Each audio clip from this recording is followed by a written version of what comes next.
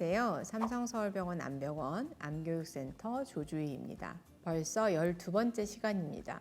그동안 암 환자가 고민하는 여러 가지 것들의 이야기를 하였는데요. 오늘은 암 치료 후 환자들을 가장 힘들게 하는 암 재발에 관한 두려움에 대하여 이야기하려고 합니다. 암을 제대로 알아가는 시간, 알고 다스리는 암, 오늘 사연 주세요. 안녕하세요. 대장암 수술을 받고 항암 치료를 마친 지 1년이 된 환자입니다. 지금은 체력이 많이 좋아져서 직장에 복귀하여 일도 하고 있어요.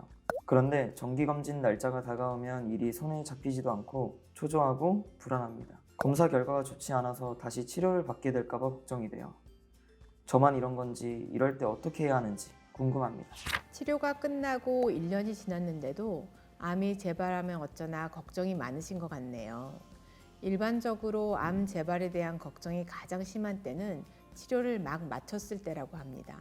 시간이 지나면 조금씩 줄어들지만 사연을 주신 분과 같이 정기적인 검진 날짜가 다가오거나 암 진단받은 날, 주변에 아는 사람이 암을 진단받았을 때 두통 등 특정한 상황에 마주하게 되면 갑자기 심해지기도 하는데요.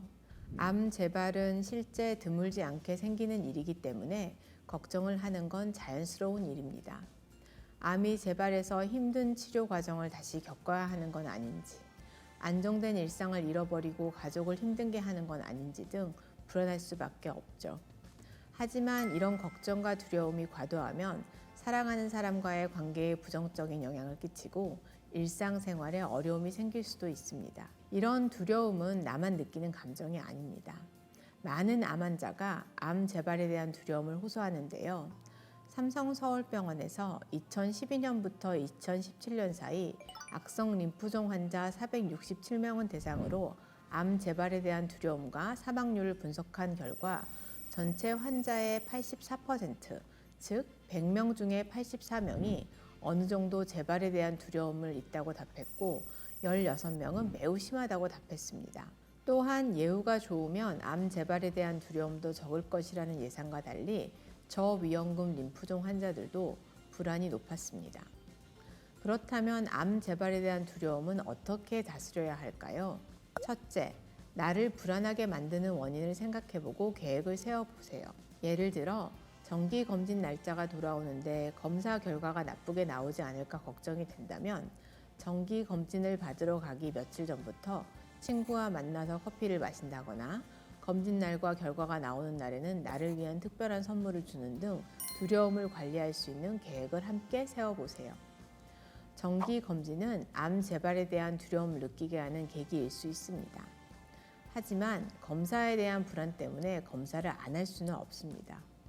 결과가 나쁘면 어떡하나 하는 두려움을 참으며 검사를 받고 검사를 듣는 건 당연한 일처럼 들리지만 재발의 위험이 있는 암 환자에게는 충분히 어려운 일입니다. 이런 두려움에도 불구하고 무사히 검진을 마쳤다면 대견하다, 대단하다, 칭찬해주고 스스로에게 작은 선물을 해준 건 어떨까요? 둘째, 도움이 되지 않는 생각과 맞서보세요. 암이 재발될 수도 있다는 생각은 지극히 정상입니다. 때로는 재발에 대한 생각을 하지 않으려고 해도 계속해서 떠오르고 걱정이 더 심해지기도 하죠. 그럴 때는 잠깐 생각을 멈추고 이 생각이 과연 나에게 도움이 되는 것인지 생각해 봅니다.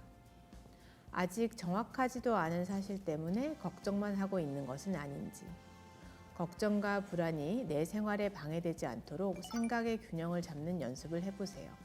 예를 들면 흔한 두통에도 며칠 동안 두통이 있는데 이건 분명히 뇌로 전이돼서 생긴 증상일 거야 라고 부정적인 생각에 사로잡힐 수도 있습니다.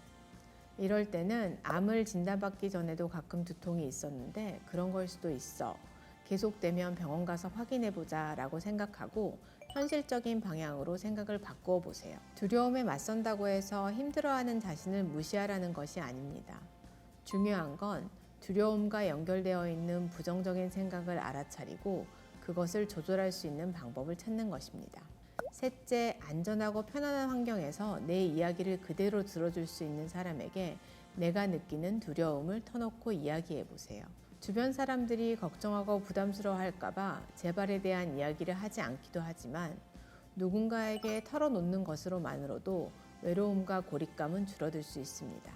넷째, 몸이 건강해지고 좋아지는 것에 집중해 보세요. 금연, 금주, 바른 식생활, 적당한 운동, 스트레스 다스리기, 규칙적으로 생활하기는 전부 쉬운 일은 아닙니다. 하지만 이를 잘 실천하고 하루하루 건강해지는 날을 느끼면 암 재발에 대한 걱정도 점점 줄어들게 될 것입니다. 다섯째, 자기 자신에게 친절하게 대하세요. 암 치료 후 몸이 회복되기까지는 어느 정도 시간이 걸립니다. 종종 왜 아직도 나는 몸과 마음이 힘들고 암이 재발할지도 모른다는 걱정 때문에 예전처럼 아이들을 등교시키거나 직장에 복귀하지 못하는 것과 자책하는 환자분들이 계시는데요. 내가 다른 사람보다 회복이 좀 느리다고 미안해하지 않았으면 합니다. 나만 그런 것이 아니고 누구나 그럴 수 있습니다. 그럴 때일수록 나 자신에게 친절하게 대해주세요. 괜찮아. 조금은 늦어도 상관없어. 내가 있어야 세상도 있는 거지.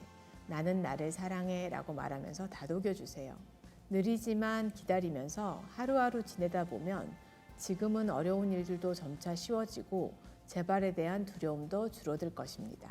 여섯째, 계획을 세워 미래를 준비해 보세요. 계획을 세워 무언가를 시작하는 것만으로도 삶의 활력소가 될 수 있습니다. 거창하지 않아도 되니 우선 계획을 세워보세요. 그건 가족여행 가기와 같이 다음 주말에 대한 계획일 수도 있고, 암 진단을 받기 전에 내가 했던 취미생활이나 평소 해보고 싶었던 일일 수도 있습니다. 이런 작고 사소한 계획이 오늘을 살아갈 힘이 되기도 하고 새로운 삶을 시작하는 계기이자 암 재발에 대한 부정적인 생각을 잊어버리도록 하는 힘이 될 것입니다. 삶은 불확실하고 예측 불가능하며 내가 통제할 수 없는 것으로 가득합니다. 그러니 살아가면서 느끼는 불안과 두려움은 자연스러운 감정입니다. 하지만 과도한 두려움은 우리가 현재에 집중할 수 없게 합니다. 불안감을 낮추기 위해서는 내가 바꿀 수 없는 것에 대한 걱정과 집착을 내려놓고 바꿀 수 있는 것에 대해 나의 노력과 시간을 써야 합니다. 암 재발에 대한 두려움을 인정하되 이 두려움이 내 삶을 잡아먹지 않도록 관리해 보세요. 현재에 집중하고 지금 이 순간을 즐기며 삶을 살아갈 수 있을 것입니다. 모든 암 환자가 행복한 현재를 보낼 수 있도록 응원하며 외쳐보겠습니다. 알고 다스리는 알다암, 구독과 좋아요, 알림 설정까지 부탁드리겠습니다.